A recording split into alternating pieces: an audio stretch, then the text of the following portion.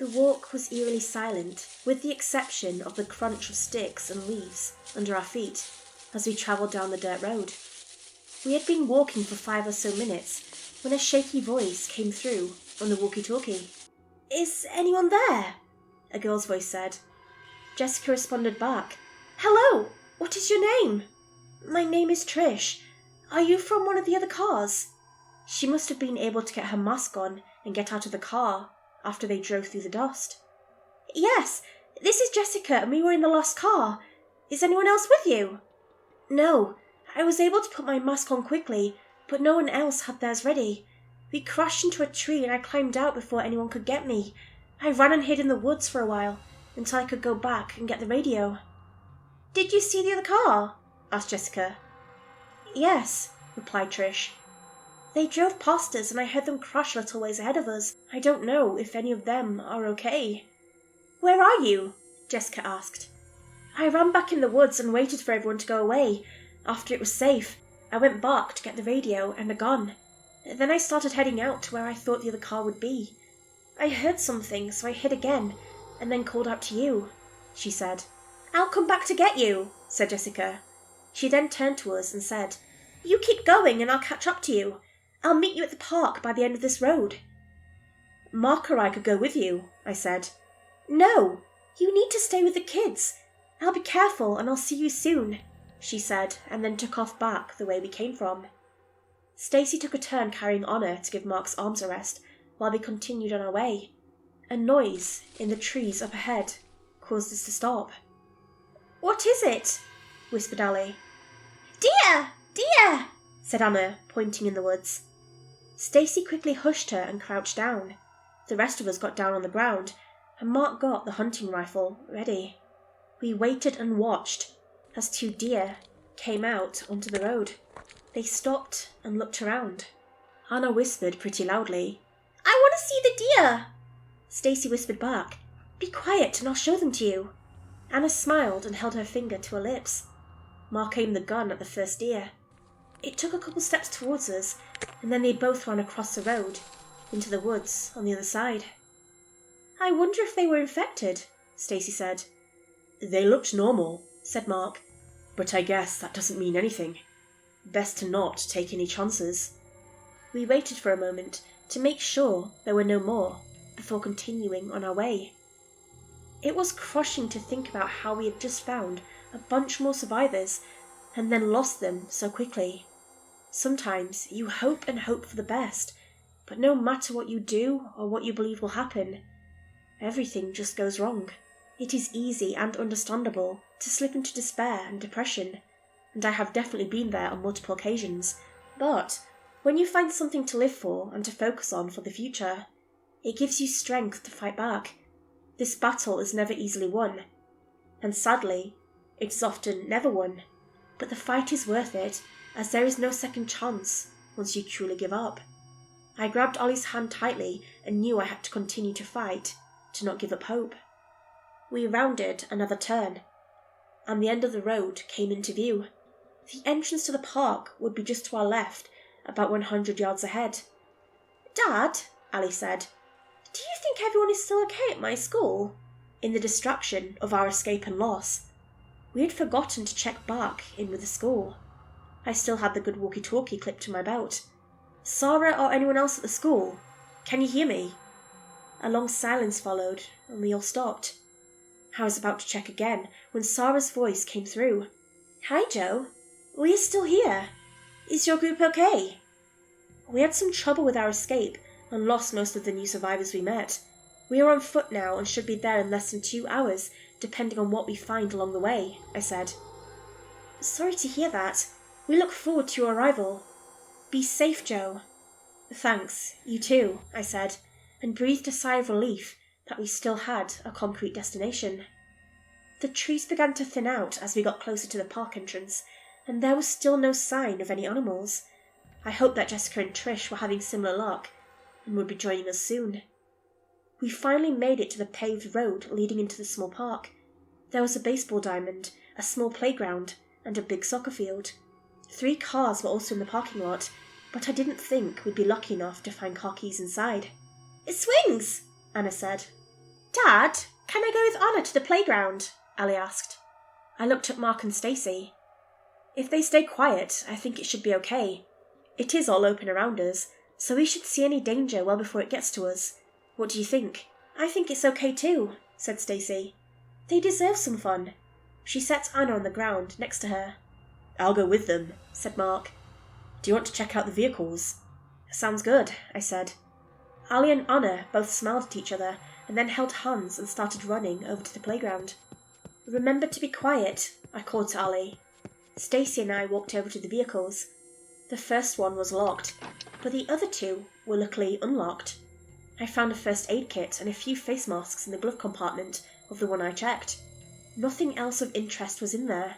After loading them into my backpack, I went to see if Stacey found anything.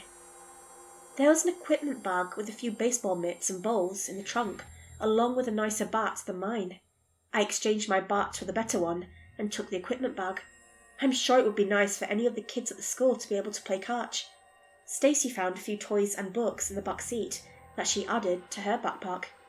After our search was over, we went to join Mark and the girls at the playground. I looked around as we walked, and at the end of the soccer fields, I saw that some power lines had been knocked over. That doesn't look good, I said. I'm going to take a closer look. I walked past the soccer goals and closer to the knocked-down towers that held the power lines. There was something moving in the ground, near where they had fallen from. I went a little closer so I could confirm it was the roots that had cut through the power. It was clear that holes had been dug around here, and the roots planted just like they were doing by the houses. I quickly ran back to the playground to tell the others what I saw. While I was heading back, I saw 4 people heading towards the playground from the park entrance. Mark! Stacey! I yelled. They were a little further away from the playground than I was. Watch out! I ran faster to them.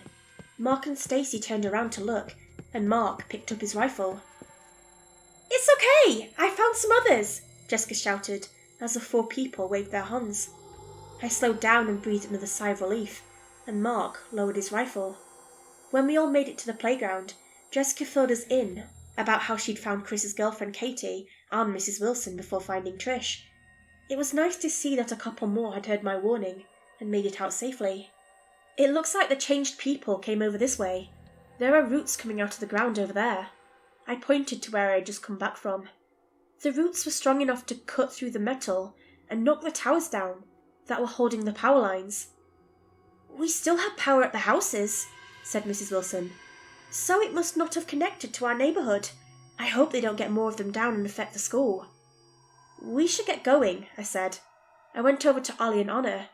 Okay, girls, pick one more thing to do on the playground and then we need to go. The girls went over to the big twisty slide and went down. Then they ran back over to us, and we were on our way again. We went over to the sidewalk along the main road and headed towards the next street we would need to turn down. It was so strange not seeing any cars drive past us, or anyone else outside. There's a subdivision coming up to our right, said Mark. Maybe we should cross the street in case anyone is there. We headed across the empty street and made more space between us and the entrance. As we walked past the entrance, we saw it looked clear. There were no cars blocking it, or holes in the ground. Maybe we should go check it out, said Katie. Maybe there are people in there, or at least some vehicles we could take. It looked safe enough, and no one disagreed, so we headed back across the street and cautiously entered the sub. It looked a lot like our neighbourhood, with overgrown yards and the doors and garages open. There were no cars in the first houses we came across, but we did find a stroller for Anna. We shouldn't venture in too far, said Jessica. One of my friends lives on the next street to the left. If we go down there, we can cut through the yard to the library, which is on the road that the school is off of. That is a big shortcut. Sounds like a good idea if we don't see anyone, I said. We kept walking past more houses with empty garages until we made it to the next street. You guys smell that? Katie said as we made the turn. A horrible stench came through as the wind picked up. It reminded me of the time we came home from vacation and our fridge had overheated and died. I nearly threw up when I entered the house. It took weeks for the smell of rotten meat to completely go away. We kept going in spite of the smell, in the interest of making it to the school before dark. The smell got worse the further we went. Mark stopped and pointed in the backyard of a house coming up to our left. "Look, there's smoke coming from back there," he said. "Jessica and Joe, do you want to come with me to check it out? Everyone else can move over to the other side and keep going." Jessica and I nodded in agreement, and the three of us ran up the side of the house, while the others quickly went to the other side of the street. We went slowly against the house and stopped behind a large pine tree at the corner of the house. Looking through the branches, we could see a large pile of bodies on fire in the middle of the backyard. There were 2 people standing behind it with shovels. I'm sure we were all wondering the same thing about the 2 standing there. Were they like us, or had they changed? So far, they weren't talking at all, which was a bad sign. Then one of them finally moved and pushed some of the bodies around with a shovel before scooping up some remnants of the fire in the shovel. He took it further into the backyard, out of our line of sight. After a minute or so, he came back for another scoop and again went further back. The other person was still standing there, looking at the fire. I wasn't sure if we should keep watching or go back to the others. Then a gunshot rang out and made the decision for us. It was followed quickly by another one. The man by the fire started running to the other side of the house. "I'll go after him, and you run back to the others," Jessica said to us. She ran past the trees and shouted for the man to stop. Mark and I ran the other way to catch up to the others. Another gunshot went off from where we were headed. Jessica yelled again, and we heard her fire off 2 quick shots. When we made it to the street, I saw the stroller on its side and Trish standing a few feet in front of it, aiming her rifle down the street. There were 3 bucks with full antlers further down the street. She had hit 2 of them, but the third was moving fast towards her. She took another shot, and it went down. The man came into view from the other side of the house. He had not followed Jessica's command, and was coming up on Trish quickly. Mark took aim and fired a shot, but missed. Jessica shouted, "Get down, Trish!" Trish dropped to the ground as Jessica shot the man in the back. Then a second shot hit him and knocked him to the ground a couple feet from Trish. She got up and backed away while taking aim at his head. He crawled towards her and then went motionless after she made her shot. Jessica quickly turned around in time to shoot the other man before he could get to her. It took another shot from her and one from Mark to put him to rest. 2 of the deer had gotten up and were going back to Trish. A few more shots were fired and they finally stopped moving too. "We're over here!" Stacy yelled from the garage of a house. "We've got to find a place to hide," said Jessica. "We should get away from here first if we can." Stacy and the others ran out to meet us in the front yard. Mark picked up Anna and we ran towards the library, certain that others would be upon us at any time. I didn't want to be trapped in a house again, but there didn't seem to be any other option.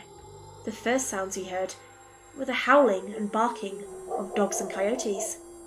We ran past 2 more houses and then went to the garage of the next one.